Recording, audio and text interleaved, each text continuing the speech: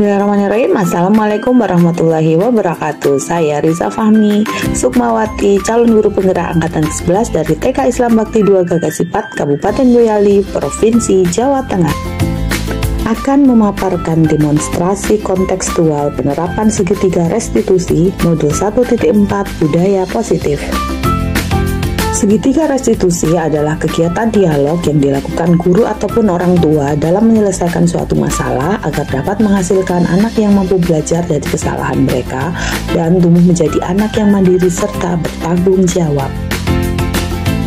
Adapun tahap segitiga restitusi, yang pertama menstabilkan identitas, kedua validasi tindakan yang salah, yang ketiga menanyakan keyakinan.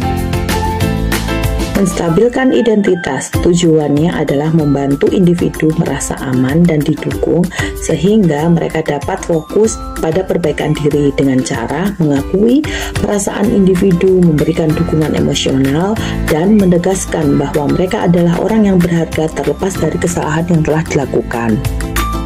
Validasi tindakan yang salah tujuannya membantu individu memahami mengapa tindakan mereka salah dan bagaimana tindakan tersebut berdampak pada orang lain, dengan cara menjelaskan secara jelas konsekuensi dan tindakan mereka tanpa menyalahkan atau mempermalukannya. Tahap yang terakhir adalah menanyakan keyakinan. Tujuannya membantu individu merenungkan nilai-nilai dan keyakinan yang mereka pegang serta bagaimana tindakan mereka sesuai atau tidak sesuai dengan nilai-nilai tersebut, dengan cara meminta individu untuk memikirkan alternatif tindakan yang lebih baik dan bagaimana mereka dapat menerapkan nilai-nilai positif dalam situasi serupa di masa depan. Kasus yang pertama, Arjuna adalah anak yang suka berteman. Arjuna suka sekali menjahili temannya, sehingga temannya merasa terganggu dengan tindakannya tersebut. Berikut penerapan segitiga restitusi untuk menyelesaikan kasus yang pertama. Itu Mas Yuna, kita mau ngobrol nih. Jadi gini Mas Yuna, tapi kalau bisa memperhatikan Mas Yuna itu mengganggu Mas Rehan, terus mengganggu Mas Fauzan. Mas Yuna kenapa mengganggu Mas Rehan sama Mas Fauzan? Oh, Mas Yuna pengen main, pengen main sama Mas Rehan sama Mas Fauzan. Oh iya, nggak apa-apa sayang. Mas Yuna boleh bermain sama Rehan sama Mas Fauzan. Tapi ada waktunya sendiri. Nggak apa-apa Mas Yuna berbuat seperti itu. Teman-teman yang lain juga terkadang seperti itu. Dan kalau Mas Yuna besok sini, kalau Mas Yuna mau main, nanti kan waktunya kapan? Waktu istirahat. Nanti boleh main Mas Yuna sama Mas Rehan sama Mas Fauzan. Nah, kalau kira-kira Mas Yuna kalau mau ngajak main tapi mengganggu temennya saat pelajaran tadi, kira-kira temennya ketemu nggak? Kan baru belajar. Kalau belajar berarti waktunya belajar. Mas Yuna, kira-kira keyakinan kelas kita apa? Masih ingat nggak? Tidak boleh mengganggu.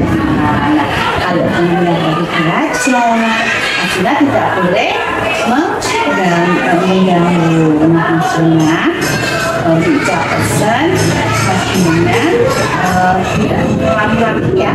Mas Yuna tidak mengulangi lagi. Karena apa? Kalau Mas Yuna waktu belajar mengganggu teman, akhirnya belajarnya gimana?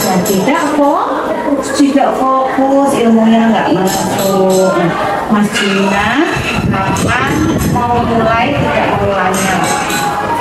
Pesannya juga kita coba bersama ya, belajar fokus, tidak mengganggu teman. Keyakinan kelas kita dia ya tidak boleh mengganggu teman. Terus gimana? Saling menyayangi dan menghormati. Itu yang Mas Yuna. Terima kasih. Kasus kedua, Aina adalah anak yang periang. Pada saat kegiatan murojaah surat-surat pendek berlangsung, Aina terlihat mengobrol dan tidak fokus dalam kegiatan tersebut. Sehingga Aina, ketika diminta murojaah, Aina belum hafal surat-surat tersebut. Berikut penerapan segitiga restitusinya. Assalamualaikum Mbak Aina. Selamat pagi. Baik, nah Bu Ica mau ngobrol-ngobrol ya. Iya. Nah, tadi bisa perhatikan waktu merajaan Mbak Aina sama Mbak Nasya ngobrol-ngobrol ya. Iya, nggak apa-apa kalau mau ngobrol-ngobrol, bisa ketemunya juga. Apa Mbak Aina ngobrol?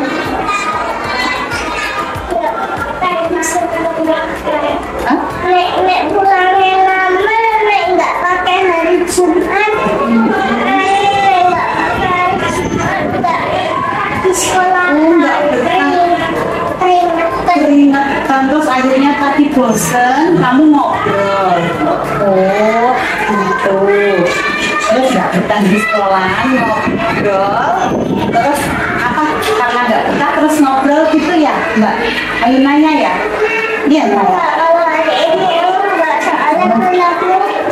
Oh, kalau hari Jumat senang pulangnya cepat. Jadi apa? Senang Mbak Ainanya. Oh, gitu. Jadi gini, tadi kan Ica lihat Mbak Aina gojek karena Mbak Aina pengen main sama Mbak Nasya. Iya.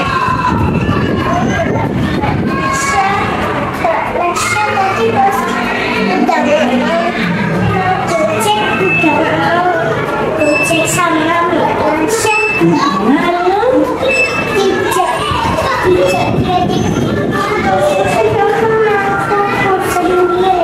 Oh, gitu berarti tadi pas gojek kamu diajak Mbak Nasya dilihatin tangannya yang luka gitu.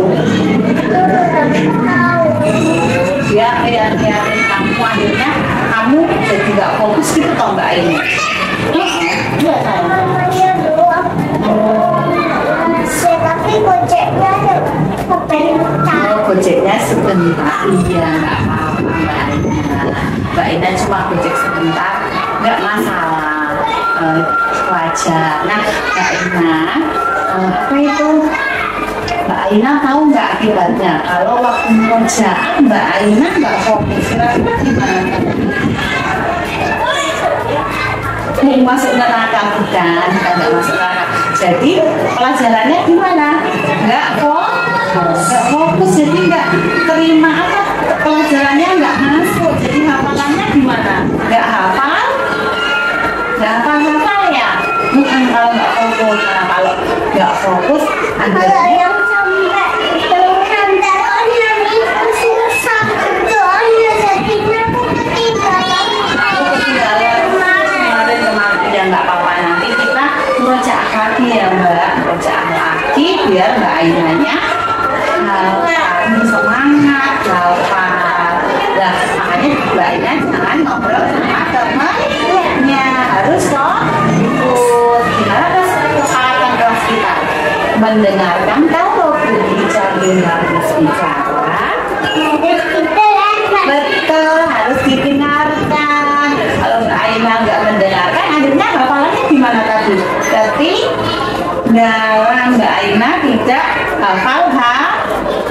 Nah, baik Mbak Aina, karena Mbak Aina sudah tahu keyakinan kelasnya dan mendengarkan, bisa boleh ketika berbicara. Nah, murojaah juga berbicara.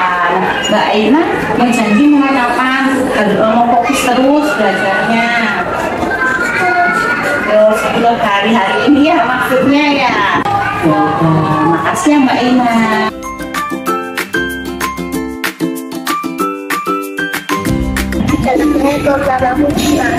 Ya, kali kita